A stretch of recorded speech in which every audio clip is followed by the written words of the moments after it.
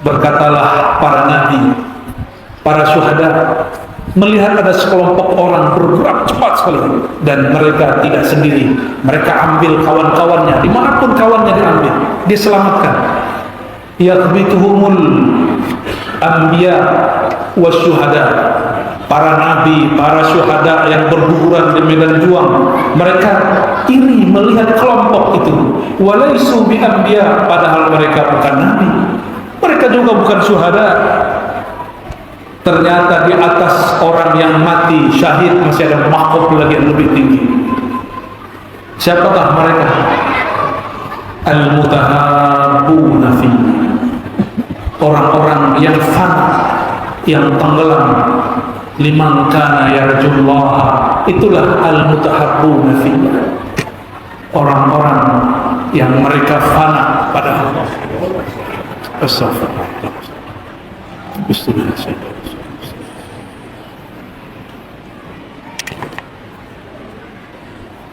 Assalamualaikum warahmatullahi wabarakatuh.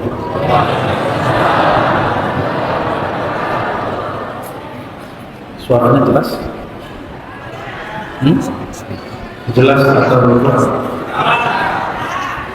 Tanya Pak pengurus ya. Alhamdulillahirabbil alamin. Wassalatu wassalamu ala sayyidil awwalin sayyidil akhirin Nabiyyina Muhammad wa ala alihi wa ashabihi wa li baitihi wa dzurriyyatihi ajma'in.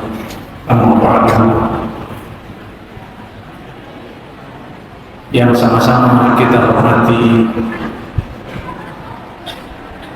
guru kita semua, Kiai Haji Dr. Baharuddin Khadim Thariqah Al-Muhammadiyah, dan juga Dr. Kiai Haji Amirullah Hamdi, dan kawan saya Dr. Anwar Sadar, dan semua para aparat, para pemimpin orang-orang kami, para ulama kami, wabil khusus jamaah yang hadir. Semoga hatinya dipenuhi cinta kepada Allah dan Rasulullah. Gerahkah? Kalau orang Makassar tanya apa kabar, gimana? Apa kareba? Oke. Agak kareba? Tabe. Judulnya bagus sekali. Ini sepertinya request dari Andre Gurutta, Dr. Kiai Haji Baharuddin. Tasawuf di era modern. Tes. Ghairu sahih.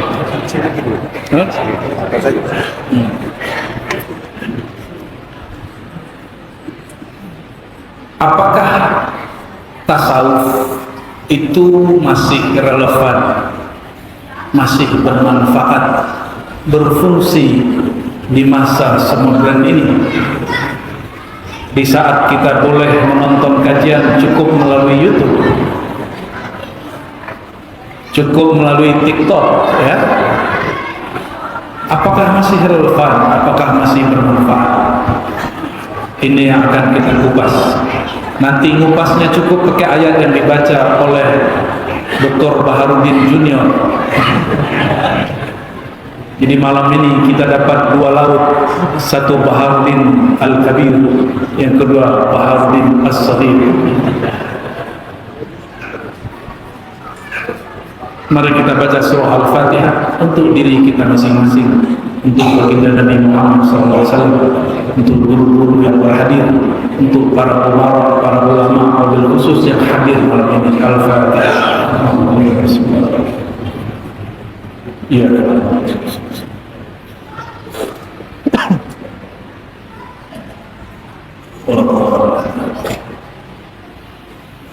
A'udzu billahi minasyaitonir rajim. Bismillahirrahmanirrahim. Coba sama-sama baca ayatnya. Laqad kana lakum fi rasulillahi uswatun hasanah liman kana yarjullaha wal yawmal akhir wa dzakarallaha katsiran. Itu dalil bertasawuf. Materi ini pertama kali saya buka di Jambi pekan lalu. Cuma malam ini kita kemas dengan gaya lain, gaya Sulawesi. Sungguh laqad, dua kali la qad, sungguh. Bayangkan jika pemimpin kota, pemimpin provinsi berkata, saya serius, sungguh saya serius, pasti semua orang menangis. Sekarang yang berkalam Rabbul Izzah, Malikul Muluk, Raja di Raja alam semesta, jika dia berkalam laqad, maka pasang telinga, pasang mata hati, pasang qalb. Sungguh karena adalah bagi kamu pada Rasulullah itu uswatun hasanah. Uswah berarti sesuatu yang dapat ditiru. Apa arti uswah? Sesuatu yang dapat ditiru. Kita tidak mungkin jadi Rasul Allah, kita hanya mungkin meniru Rasulullah sallallahu alaihi wasallam. Uswah ini ada yang sayyi'ah, ada yang hasanah. Uswah sayyi'ah ada pada Abu Lahab, Abu Jahal, ada pada Fir'aun, ada pada Namrud.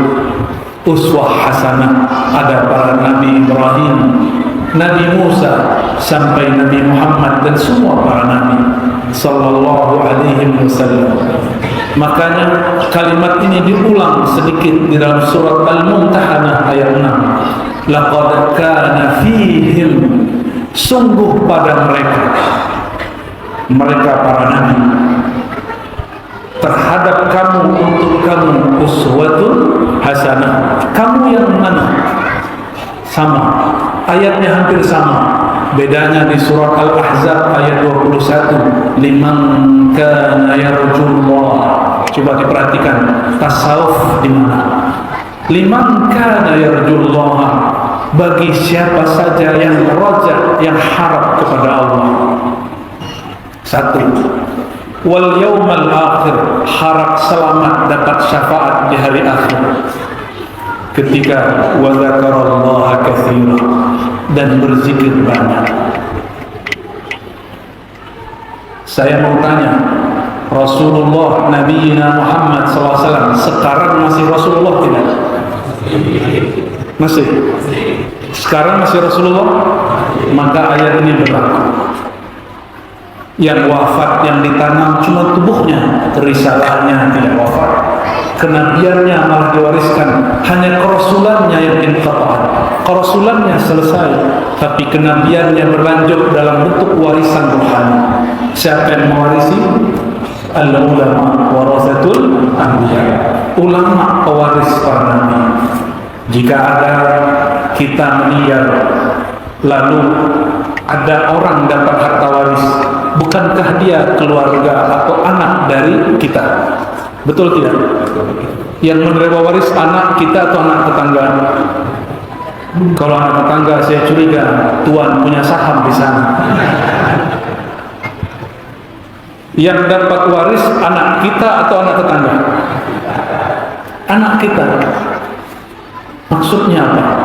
Ulama itu keluarga Rasulullah SAW.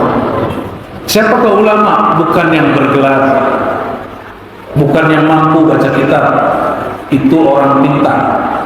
Ulama itu di Quran diberikan rumus, innama yakhshallaha min ibadihil ulama, surah Fatir ayat 28. Sungguh hanya ini dibatasi lil hasr, yang takut kepada Allah, yang kenal kepada jalalnya jamalnya Allah, hanyalah ulama.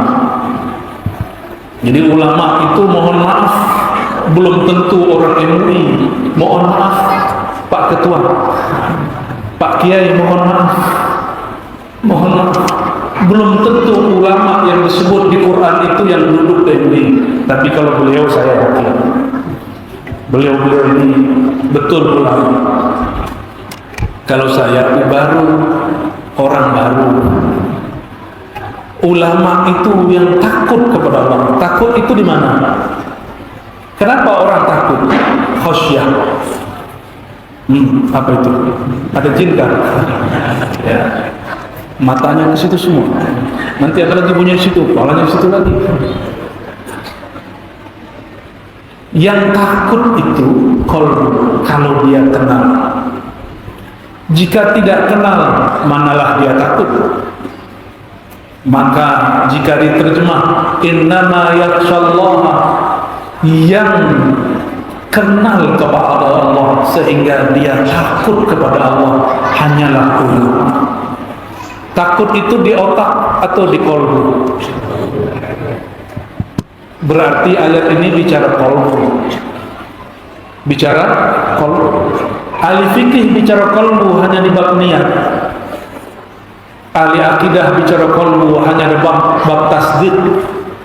Tapi ahli tasawuf bicara kolbu minal awal ilal akhir, dari awal sampai akhir.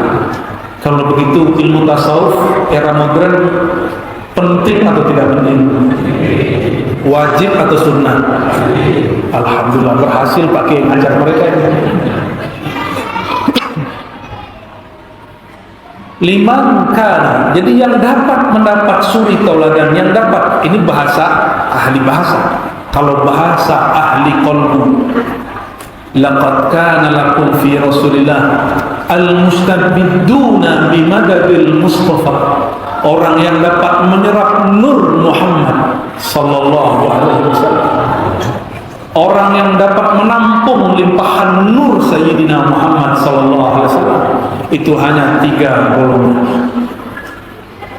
Satu, orang yang raja, liman kana yarjullah, yarju fi'il mudhari', selalu akan, selalu dia punya harap, dia punya harap, dan harap itu muncul dari ma'rifatu rahmatillah, karena kenal dengan rahmatnya Allah. Sedangkan khasyah bima'rifati jalalillah, karena kenal jalalnya Allah. Maka ada ulama jalal, ada ulama jamal rahmah. Ulama jalal nanti ulama yang suka ancam jamaahnya, maka tugasnya nazirah. Lalu ada ulama yang yarjullah, ini ulama yang memberi kabar gembira, basyirah. Syukur-syukur ulama ini gabung dua ilmu ini, basyiran wa nadhir. Tapi sebelumnya ada syahidan, ulama yang mewarisi nama Rasulullah, syahid. Syahid berarti hadir. Itulah para mursyid yang rohaninya hadir di qalbu para murid. Mustahil menghadirkan baginda Rasulullah SAW hari ini jika orang tidak punya guru. Betapa sombongnya hari ini orang mengatakan, saya cukup tarekatku Quran, aku tidak perlu yang lain. Wahai Tuhan ahli Quran, bukankah engkau belajar Quran pakai guru? Kenapa engkau sekarang melupakan gurumu? Tidak disebut bersyukur jika engkau lupa kepada makhluk yang mengajarimu. Saya cukup baca hadis. Itu yang ahli hadis. Imam Bukhari berguru lebih dari 2000 imam. Engkau bukan Bukhari tapi tidak berguru, apakah engkau lebih alim dari Bukhari? Jangan menipu diri sendiri. Saudara-saudariku jamaah bukan Allah, yarjullah itu dalam bahasa Arab disebut ar-raja. Di Jambi yang melihat maulid di Jambi mungkin sudah mendengar kajian ini, tapi ini baru saya buka, mungkin 2 kalinya. Ar-raja, apa arti ar-raja? Apa arti raja? Makan rujak.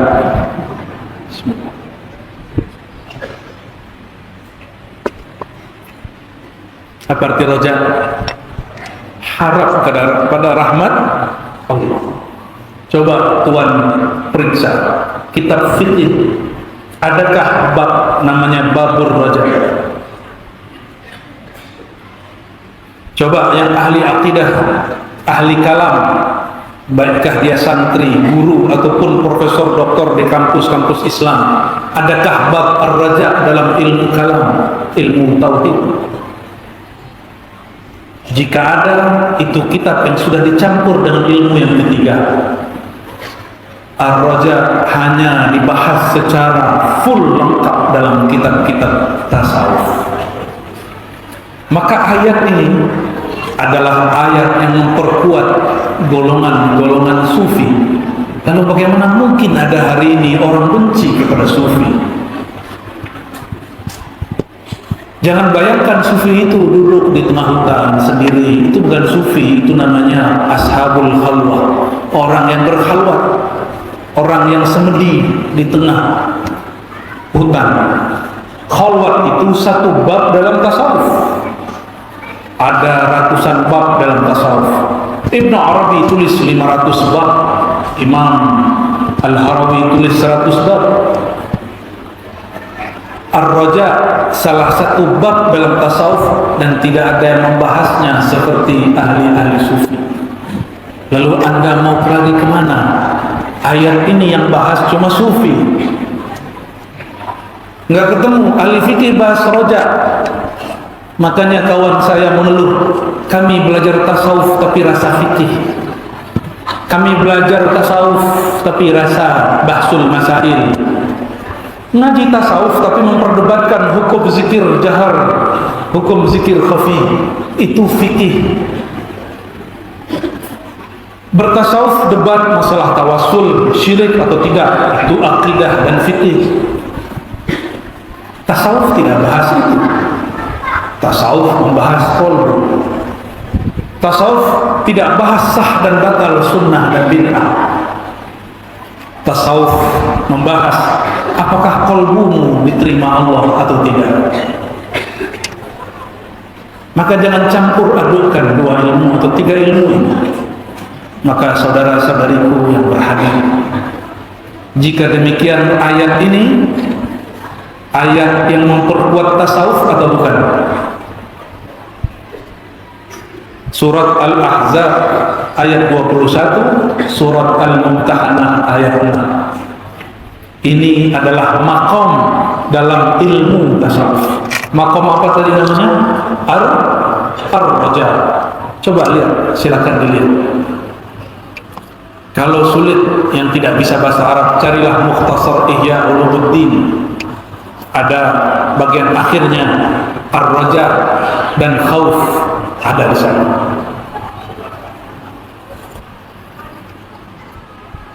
Yang kedua apa? Liman kana yarjullaha wal yawmal akhir.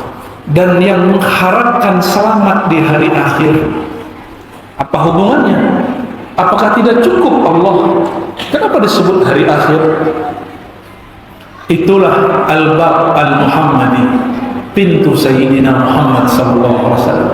Dalilnya Sahih Bukhari, Sahih Muslim, Sunan Abu Daud, Sunan Tirmizi, Sunan Nasai, Sunan Ibnu Majah, Muwatta Malik, Musnad Ahmad, Darimi dan lain sebagainya, menyebutkan riwayat yang berbagai macam, intinya sama. Ana, kata beliau, ana sayyidu waladi Adam yaumal qiyamah. Akulah pemimpin kalian, tuan kalian, raja kalian pada hari akhir, hari kiamat. Ini mana ayat tadi? Liman kana yarjullaha wal yawmal akhir, yang harap kepada Allah dan syafaat selamat di hari akhir. Siapa yang beri syafaat di hari akhir? Hanya Sayyidina Muhammad SAW. Setelah Sayyidina Muhammad SAW buka, baru para nabi boleh syafaat umatnya, baru malaikat boleh syafaat umatnya, baru imam-imam yang saleh memberi syafaat murid-muridnya. Jadi syafaat ada 3: nabi, malaikat, salihin, orang-orang saleh, para imam. Itu ada dalam Sahih Imam Muslim. Jadi kalau ada orang mengatakan mengaku kami ini bermanhaj yang paling dekat dengan Rasulullah, paling sahih, lalu menolak syafaat, saya curiga dia tidak membaca hadis-hadis yang sahih. Wa kadzdzaba 'ala Nabi sallallahu alaihi wasallam, lalu dia berbohong atas Nabi sallallahu alaihi wasallam. pakai dalil Quran. Surat ayat kursi, surat Al-Baqarah 255, tidak dapat memberi syafaat di sisinya kecuali dengan izinnya. Izinnya di situ. Itulah Rasulullah sallallahu alaihi wasallam. Inilah yang disebut asy-syafa'ah. Oleh ahlul haqiqah disebut al-wasilah, yang kita baca ba'da azan. Allahumma rabb hadhihi ad-da'wati at-tammah was-salatil qa'imah ati sayyidana, dalam hadis tanpa sayyidina, ati Muhammadan al-wasilata wal fadilah. Al-wasilah yang ada di ayat, di hadis itulah liman kana yarjullaha wal yawmal akhir. Apa kata beliau? Mintalah setelah azan al-wasilah untukku. Ini tawaduknya Nabi. Arjullaha akuna ana, aku berharap akulah yang ada di wasilah itu. Ini Nabi lagi bab tawaduk. Tapi dalam bab adapun terhadap nikmat Tuhanmu, akhir surat Ad-Duha, fahaddis, ceritakan dari Muhammad. Maka Nabi SAW bercerita, ana. Kalau bab tawaduk, waqfid janahaka lil mu'minin, tawadukkan sayapmu, kelebihanmu hai Muhammad. Maka beliau mengatakan, doakan aku, itu wasilah untukku. Tapi kalau lagi bab apa yang tadi? Tahaddus bin nikmah. Apa arti tahaddus bin nikmah? Menceritakan nikmat. Nikmat terbesar umat Sayyidina Muhammad SAW, bahwa nabinya adalah pemilik tahta kursi yaumul qiyamah. Di saat umatnya dibukakan pintu surga, semua umatnya masuk. Beliau enggak masuk, beliau cari. Masih ada umat Nabi Muhammad, masuk. Jadi nanti Nabi Muhammad SAW orang yang paling sibuk di padang mahsyar, paling sibuk di mauqif, paling sibuk saat hisab, ingin bantu orang. Liman kana yarjullaha wal yawmal akhir. Yang tidak dapat syafaat tidak akan cepat. Jika di dunia ada patwal, cepat sampainya. Nanti di akhirat juga ada patwal Sayyidina Muhammad sallallahu alaihi wasallam. Berkatalah para nabi, para syuhada, melihat ada sekelompok orang bergerak cepat sekali, dan mereka tidak sendiri. Mereka ambil kawan-kawannya, dimanapun kawannya diambil, diselamatkan. Yakhbituhumul anbiya wasyuhada. Para nabi, para syuhada yang berguguran di medan juang, mereka iri melihat kelompok itu. Walaisu bi anbiya, padahal mereka bukan nabi, mereka juga bukan syuhada. Ternyata di atas orang yang mati syahid masih ada mahkot lagi yang lebih tinggi. Siapakah mereka? Al-mutahabbuna fi, orang-orang yang fana, yang tenggelam. Liman kana yarjullaha, itulah al-mutahabbuna fi, orang-orang yang mereka fana pada Allah, dan tidaklah sah fana pada Allah jika tidak fana pada Rasulullah SAW. Fal fana al-muhammadi muqaddamun al-fana'il ilahi, wa la yasihhu al-fana al-muhammadi illa al-fana min tariqil mursyid.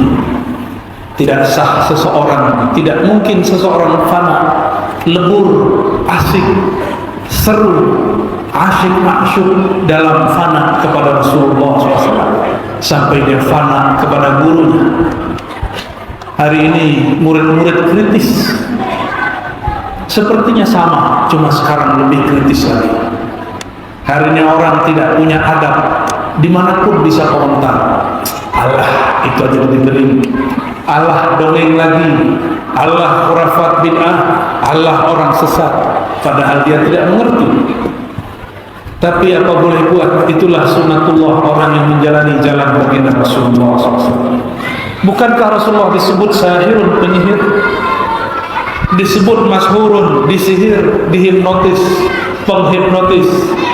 Bukankah Rasulullah disebut kahinun, dukun? Bukankah Rasulullah disebut dolal, sesat? Bukankah Rasulullah disebut dengan semua sebutan yang jahat? Maka siapa yang menempuh jalannya lebih kurang akan sama nasibnya. Tapi karena kolbunya lebih kuat rasa rojak kepada Allah dan rojak syafaat Rasulullah, mereka tidak sempat lagi memandang merasakan sakit disakiti orang. Bayangkan saudaraku, perempuan-perempuan yang memandang Sayyidina Yusuf tidak merasakan sakit ketika tangan dan jari-jarinya memotong apel, memotong buah. Tangannya luka berdarah, tapi mereka tidak lihat, mereka tidak rasa. Jika memandang Sayyidina Yusuf yang wajahnya hanya separuh lebih indah dan tampan dibandingkan baginda, maka orang yang yarjullah wa yarju Rasulullah, orang yang fana pada Sayyidina Muhammad SAW, ketika dibuli, ketika dicaci, dia tidak merasakan sakit, diiris-iris dan dibuli. Kenapa? Memandang wajah Sayyidina Muhammad SAW, memandang langkah Sayyidina Muhammad SAW tidak membuat mereka sempat membayangkan merasakan sakit di badannya, apalagi sakit di pikirannya. Maka sungguhlah aneh pejuang dakwah tapi mudah tersinggung. Sungguhlah aneh pejuang dakwah tapi suka emosi. Sungguhlah aneh pejuang-pejuang Rasulullah, pewaris-pewaris Rasulullah, suka menyesatkan pewaris-pewaris Rasulullah yang lain. Jika tidak faham, diam. Wala taqafu ma laysa laka bihi ilm. Saya tidak faham, saya tawakuf. Diam saja. Berarti al-fana al-Muhammadi, fana dalam cinta kepada Nabi Muhammad, apakah dibahas ahli fikih? Dibahas ahli akidah? Tidak. Siapa yang bahas mahabbah, fana dalam cinta kepada Rasulullah? Yang bahas ahli tasawuf. Masih ragu bertasawuf, masih tunda-tunda bertasawuf. Syaitan tertawa, karena syaitan tahu rahasia ayat ini, bahwa rahasia ini yang pegang kaum sufi, maka mereka membenci kaum sufi. Tapi saya berharap ustaz yang benci kaum sufi bukanlah syaitan. Mungkin dia dapat was-was syaitani, semoga mereka bukan bagian dari syaitan. Karena syaitan ada manusia, ada juga jin. Jika harap kepada Allah, cinta kepada Rasulullah itu dipegang oleh kawan sufi, yang paling pertama benci siapa? Syaitan. Siapa yang pertama kali benci? Tapi orang tarekat gak boleh bicara begini, yang benci saya syaitan. Gak boleh ya? Oleh karena itu mursyid-mursyid tarekat paling dibenci oleh syaitan yang bertubuh manusia. Syayatinul ins, syaitan dari manusia, minal jinnati wan nas, syaitan-syaitan yang sudah merasuk dalam tubuh manusia. Dan sedihnya tubuh ustaz, maka mereka akan mengajak orang-orang benci kepada orang yang mengamalkan bab-bab ini. Tapi kita nggak boleh bilang dia syaitan, Pak. Biasa aja. Dan yang ketiga, wa zakarallaha katsiran, yang banyak berzikir. Coba, selain ahli tarekat, siapa yang zikir 100 pagi, 100, 100, 500, sore 500, siapa? Malam 5.000, siapa? Kalau bukan ahli tarekat, siapa? Hatta Syekh Ibn Taimiyah di akhir hayatnya dikisahkan oleh Imam Ibn Qayyim muridnya dalam kitab Al-Wabil Sayyib, dari pagi subuh sampai zuhur dia lupa sarapan, dia hanya berzikir, mengulang-ulang wiridnya. Ditanya oleh muridnya, kenapa engkau tidak sarapan? Apa jawabannya? Sarapanku adalah zikrullah. Ternyata seorang Ibn Taimiyah pun bertasawuf. Saya menulis dalam buku kami teologi Muslim Puritan, genealogi, ya, mereka dalam biografi Ibnu Taimiyah saya sebutkan jalur tarekatnya Ibnu Taimiyah ada yang bertolak.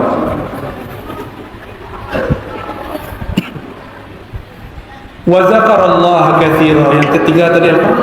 Banyak berzikir. Maka coba tanya kepada Kiai Haji Baharuddin di Thariqat Muhammadiyah Idrisiyah, banyakkah zikir? Banyak.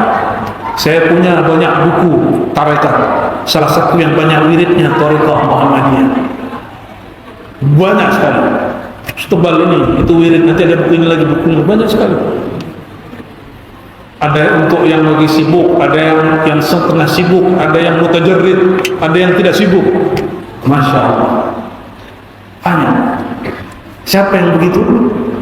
Ahli tasawuf. Masih ragu dengan sufi, masih ragu dengan ahli tasawuf, masih meragukan fungsi tasawuf di zaman modern. Kalau masih ragu, carilah ilmu di luar tasawuf yang membahas tiga tadi dengan lengkap. Oh ada Ustaz, kata orang Makassar, Ustaz ada Ustaz, kita kajian tazkiyatun nufus. Ya akhi, tazkiyatun nufus itu satu bab dalam tasawuf. Oh tidak Ustaz, tasawuf itu Hindu Buddha. Coba kalian baca di Hindu Buddha mana ada. Tidak percaya? Tanya sendiri. Apakah orang Buddha mengajarkan tasawuf? Kita ini punya sanad silsilah kepada Rasulullah melalui imam sebagai bukti bahwa thariqah kita thariqahnya Rasulullah sallallahu alaihi wasallam. Antum yang ngaku ikut Rasulullah punyakah silsilah? Ada hari ini habaib ngaku saya segaf, saya, jika tidak maka dia pembohong. Sama orang mengaku ikut manhaj Rasulullah, buktikan mana mazhabnya. Maka mazhab, manhaj, thariqah adalah nasabnya seorang umat Nabi Muhammad kepada Rasulullah SAW. Pendek cerita, tidak usah panjang-panjang karena sudah jam 9. Ayat tadi, 2 ayat di Quran, tapi di surat Al-Mumtahanah tidak ada kalimat wa zakarallaha katsira. Di Mumtahanah, wa may yatawalla fa innallaha, begitu kalimat ujung. Siapa yang yatawalla, bukan wa zakarallaha. 3 pilar tadi, itulah inti ajaran sufi. Inti ajaran sufi. Mungkin ada yang protes yang baca kitab tasawuf. Oh, di kitab fikih saya ada bab rojak. Berarti dia tidak paham. Itu kitab fikih ada ilhaqnya, disambungkan dengan kitab tasawuf. Seperti yang dilakukan oleh Syekh Malibari setelah dia bahas Fathul Mu'in, dinukil di belakang kitabnya ada nazam. Itu bukan kitab fikih, itu bagian tasawuf. Maka saudara-saudariku yang bukan Allah, ayat ini yang paling mengerti adalah ulama tasawuf. Dan tolong diingat, belajar tasawuf di sini tidak hanya bisa dengan mengambil berkah, mengalap berkah, mesti sebagai murid salik, tidak menjadi murid mutabarrik. Bukan murid yang sekedar ambil berkah, tapi murid yang mau mengamalkan wirid-wirid gurunya, pemahaman-pemahaman gurunya. Namun sayang, ini bagian akhir yang mau saya sampaikan. Yarjullaha wal yawmal akhir, itu ma'rifatullah, ma'rifatun Nabi sallallahu alaihi wasallam. Dan yang ketiga, zakarullah katsira, itu riyadhah dan mujahadah. Sayangnya orang bertarekat sufi hari ini hanya riyadhah mujahadah, kurang ma'rifatullah, kurang ma'rifatul Rasul, padahal kalimatnya 2 kali. Bahkan satu paket, yarjullaha wal yaumil akhir. Kenapa? Siapa yang mengenal salah satu ini pasti mengenal yang lainnya. Itu sebabnya ilmu ma'rifat 2/3, mujahadah, riyadhah, zikir, wirid 1/3. Ini dalilnya. Maka berkalamlah Ibnu Athaillah Sekandari, syaihuka man la yut'ibuka. Gurumu bukan yang membuat kamu kelelahan dengan wirid. Gurumu orang yang membangkitkan semangatmu kepada Allah Subhanahu wa ta'ala. Bagaimana cara membangkitkan semangat?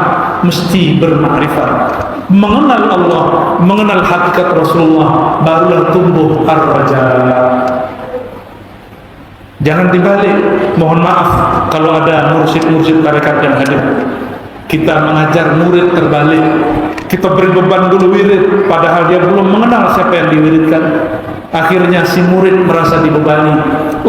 Aku takut belajar tarekat, nanti banyak zikirnya. Tapi kalau dimulai yarjullaha ma'rifatullah wal yawmal akhir ma'rifatun nabi, barulah dia sadar bahwa wirid itu tidak apa-apanya dibandingkan ma'rifat. Orang kalau sudah kenal kepada Allah, tidak usah kenal kepada Allah. Jika dia kenal dengan kekasihnya yang ada di rumahnya, dan kekasihnya juga kenal dia, terhubunglah cinta dua hati. 20 tahun hidup terasa sebentar. Betul. Ini yang belum menikah tidak paham. Itu rahasia kita yang sudah menikah. Yang jomblo-jomblo, ya salam, ya miskin. Yang sudah menikah paham maksud saya. Karena sudah kenal istrinya kenal dia, terbangunlah roja harap. Meskipun bertengkar, balik lagi, bertengkar, islah lagi. 20 tahun tidak terasa, 30 tahun tidak terasa, hidup sudah berdua. Kenapa? Kenal dengan yang dikasihi.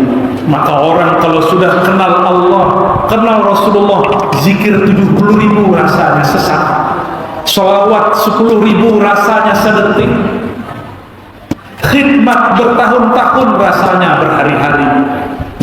Tapi kalau orang belum kenal kepada Allah dan Rasulnya, belum kenal hakikat gurunya, khidmat baru beberapa lama terasa sudah lama. Berjuang untuk agama Allah baru sedikit, baru sebentar, rasanya sudah melarang. Selalu ngomong, Masya Allah, ujian ini berat sekali. Masya Allah, aku diuji. Aku ini sudah banyak pengorbanan, kok masih diuji. Itulah kata-kata orang yang tidak kenal. Apakah tuan-tuan ini merasa diuji dengan istrinya? Atau itu anugerah? Itu anugerah. Kalau istri kita tidak di rumah, kita kesepian, Pak. Betulkah? Walaupun tengkar sesaat dia hilang, kita cari. Lalu kapankah engkau mencari hilangnya ma'rifat dalam hatimu? Kenapa ada orang bisa tahan zikir hambar bertahun-tahun? Kok dia bisa tidak tahan makan rasanya hambar? Betapa banyak bapak-bapak ini tidak sabar makan di resto mana, ini kurang enak, pindah lagi, ini masih kurang bumbu, pindah lagi. Kita memanjakan jiwa tapi tidak memanjakan qalb. Oleh karenanya wirid jadi berat. Jadi apa cara meringankan wirid, meringankan rasa ujian, meringankan rasa cobaan, meringankan beban-beban khidmat dan tugas-tugas dakwah? Cuma satu, kenalilah engkau sedang berjalan di jalan siapa, engkau sedang menuju siapa. Barulah terasa perjuangan itu ringan. Luka pun tidak terasa. Masa kalah dengan ibu-ibu sosialita yang memandang Nabi Yusuf yang tampan dan jelita. Allahumma salli wa sallim wa barik ala sayyidina Muhammad sahibil jamal wal jalal wa ala alihi wa sahbihi ajma'in walhamdulillahi rabbil alamin. Cukup? Cukuplah. Enggak ada tanya jawab kan? Enggak ada? Hah? Gimana moderator? Ada tanya jawab? Tidak usah. Pakai tulisan saja. Orang Sulawesi sama seperti kampung saya, suka banyak bicara. Kalau pegang mic bisa setengah jam sendiri. Ya, kalau mau tanya pakai tulisan.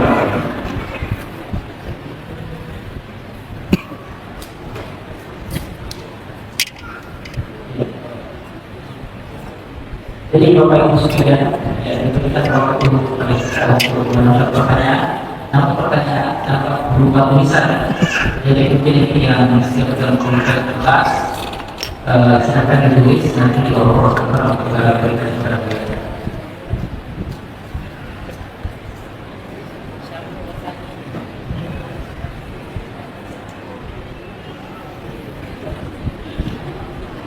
Diberi waktu 1 menit 2 menit.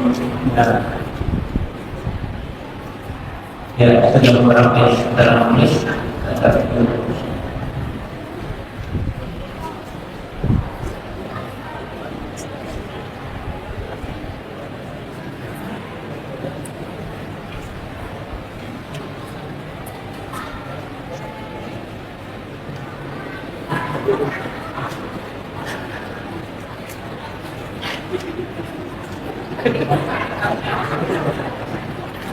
Nggak ada yang nanya kan? Ada. Ya, mungkin sambil kami menunggu pertanyaan berikutnya, ini sudah saya masuk kami bacakan. Tetapi kami ingin bertanya, apa hukumnya lama? Apa? Lama. Ya salam, kita ngaji tasawuf dia tanya fikih. Apa hijab di hatimu? Sudah saya jawab banyak di YouTube, cari sendiri ya. Yang pasti satu saja, ahallallahu al-bai'a wa harrama riba. Allah telah halalkan jual beli, yang Allah haramkan riba.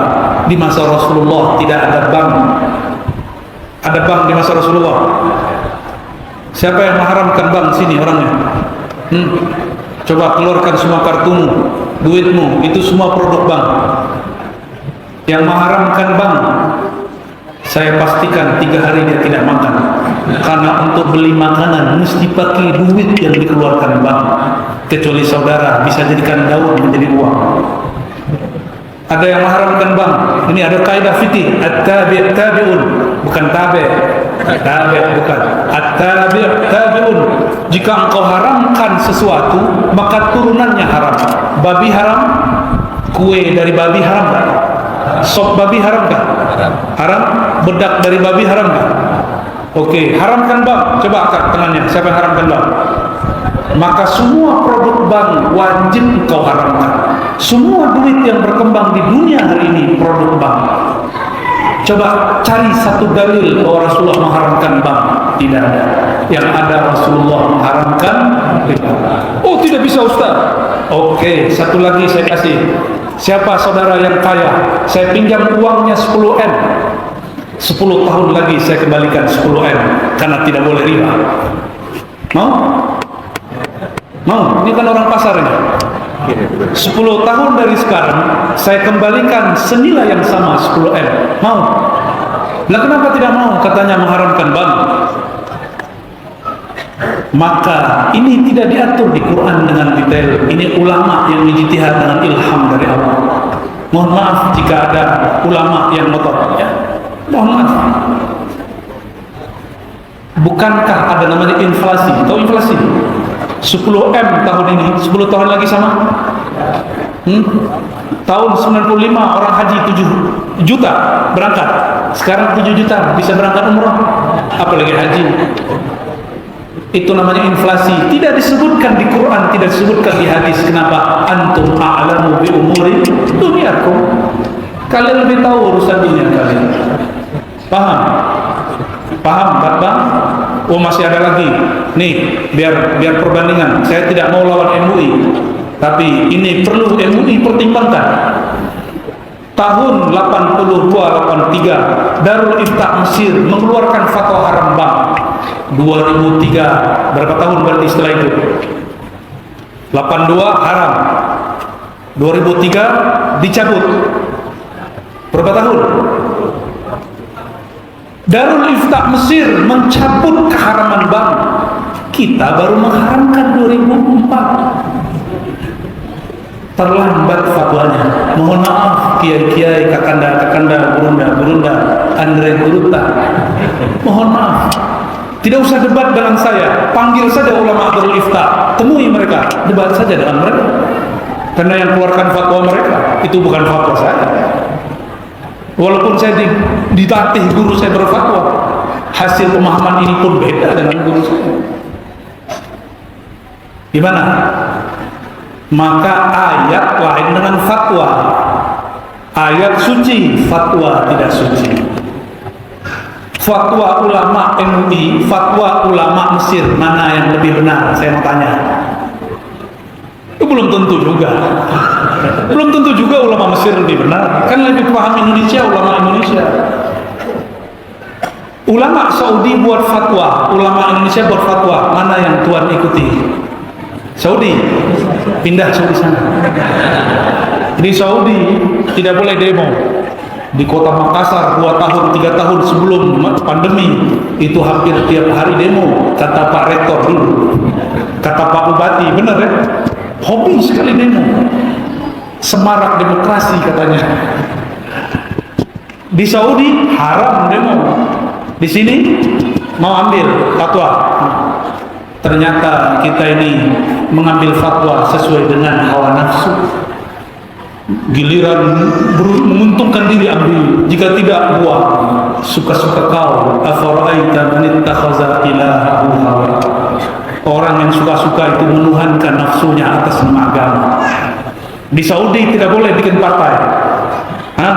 Giliran fatwa-fatwa akhir tahun pakai Saudi, giliran fatwa lain tidak pakai Saudi. Oke, itu pembahasannya 2 jam, 1,5 jam kita ringkas 3 menit. Ya, jadi yang haram itu riba. Bank ada di masa Rasul? Kalau ada kasih kabar saya, nanti saya tulis disertasi baru S3 lagi. Saya ambil fikih S3 kalau ada. Ya, kok kabari. Kali di manuskrip Lontara ada. Allahumma sholli ala sayyidina. Mohon maaf, guru. Ya, yang semazhab dengan saya, beliau ini tidak mengharamkan bank, padahal orang yang MUI. Ada lagi? Fadhal dibacakan. Sini sudah masuk lebih kurang 16 pertanyaan. Masya Allah. Antum pilih mana yang relevan. Yang fikih tak usah dibaca, fikih bisa dibaca. Beberapa kali seperti yang ada batasnya berbagai tasawuf. Di antaranya yang pertama ada khususnya wanita di sini bertanya, beliau bagaimana dengan anak muda yang gemar bertasawuf? Apakah cukup dengan menonton video yang diinstruksikan untuk khusus untuk anak perempuan? Masya Allah. Apakah cukup bertasawuf melalui sosmed? Nah, ini nama torikotnya torikot tiktokiyah, torikot al-youtubiyah. Jika jauh mendengar hanya melalui sosial media, mendengar itu baru satu bab. Mau laki perempuan sama, haknya belajar mengenal Allah sama. Bukankah perempuan ada yang lebih mengenal Allah dari laki-laki? Sayyidah Rabi'atul Adawiyah. Anda bercadar, Anda berjilbab, tidak bercadar atau tidak bercadar, tidak ada urusan. Bergeraklah sebebas mungkin. Carilah guru yang sahih sanadnya. Jadi tidak mesti kalau perempuan harus di rumah saja. Tidak, ya. Lalu bagaimana caranya? Carilah guru yang terdekat di kota terdekat, di kampung terdekat. Ya, hadiri majelis-majelisnya. Insya Allah haknya sama dengan laki-laki. Lanjut. Pertanyaan berikutnya juga di sini, apakah derajat orang yang makhluk itu lebih tinggi dan apakah ada dalil bahwa Nabi Muhammad pernah bertemu dengan Nabi Khidir? Apa perlunya Nabi Muhammad bertemu Nabi Khidir? Justru Nabi Khidir perlu bertemu Nabi Muhammad. Ini pertanyaan kurang adab. Mohon maaf yang bertanya, kita luruskan. Untung nama yang bertanya tidak ada. Itu pertanyaan kurang elok. Nabi-nabi terdahulu berdoa, ya Allah jadikan aku umat Nabi Muhammad yang diterima Nabi Khidir dan Nabi Isa dan Nabi Ilyas yang diterima. Lalu Nabi yang lain diterima melalui pewarisnya. Maka ada ulama yang mewarisi kolbu Nabi Musa. Nabi Musa menjadi umat Nabi Muhammad melalui pewarisnya. Sallallahu alaihi wasallam. Jadi gimana? Yang benar gimana pertanyaannya? Apakah Nabi Khidir bertemu Nabi Muhammad? Gitu ya? Ya bertemu. Antum nggak percaya? Nggak percaya? Kepercayaan antum tidak merubah pertemuan beliau. Imam Ibnu Hajar Al-Asqalani menulis satu risalah mirip-mirip disertasi di zaman ini. Dia presentasikan depan gurunya Al-Hafiz Al-Iraqi. Apa hasilnya? Nabi Khidir secara hadis tidak sahih masih hidup, jumpa Rasulullah. Imam Al-Iraqi, Al-Hafiz Al-Hadis, paling mengerti Sahih Bukhari, paling paham Imam Muslim. Apa kata beliau? Uskut, diam kau yang berani mengatakan Nabi Khidir mati. Diam. Siapa yang berkalam? Imam ahli hadis Al-Iraqi. Al-Iraqi ini makomnya makom Imam Bukhari di zamannya. Meninggal beliau, menggantinya Imam Ibnu Hajar. Maka Imam Ibnu Hajar dia nukil tetap risalah itu, tapi dia masukkan ke dalam bab sahabat. Maka Nabi Khidir dia masukkan ke bab sahabat Rasulullah SAW. Carilah kitab Al-Isabah fi Tamyiz Sahabah setebal ini. Tapi saya bacanya cuma di perpus. Waktu kita datang ke toko kitabnya habis. Harus saya cari lagi. Tapi saya sudah baca itu. Kitab apa judulnya? Al-Isabah fi Tamyiz Sahabah. Coba ulang. Karya Al-Hafiz Ibnu Hajar Al-Asqalani. Ada kerabi. Siapa yang memasukkan nama beliau daftar sahabat? Imam ahli hadis Bukhari zamannya Ibnu Hajar Al-Asqalani. Apakah saudara lebih alim dari dia? Makanya guru dari guru kami di Mekah, orang kita tapi dia guru al-hadis sak dunia. Itulah bahasa kawan saya, namanya Syekh Muhammad Yasin Al-Fadani. Di sini saya lihat ada mursyid Thariqat Qadiriyah berguru juga kepada beliau yang ngajar orang Mandar. Ya, beliau Syekh Yasin Al-Fadani nulis Al-Musalsal bil Musafahah Al-Khidiriyah Al-Khadiriyah. Musalsal itu yang bersambung-sambung, hadis bersalaman, guru bersalaman kepada gurunya sampai kepada Rasulullah SAW. Tapi ini lain, Musafahah Al-Khadiriyah, bermusafahah dengan Nabi Khidir. Dan apa yang ajaib, guru sanadnya melalui jalur Sidi Ahmad bin Idris Al-Idrisi.